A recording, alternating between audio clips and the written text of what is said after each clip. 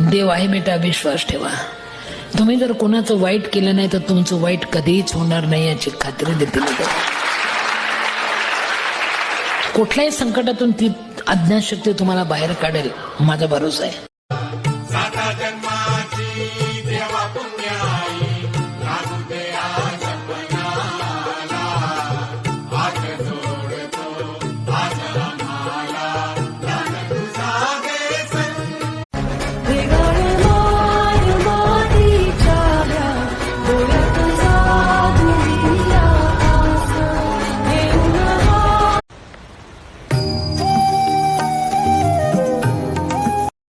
प्रामाणिकपणा असणं फार गरजेचं आहे.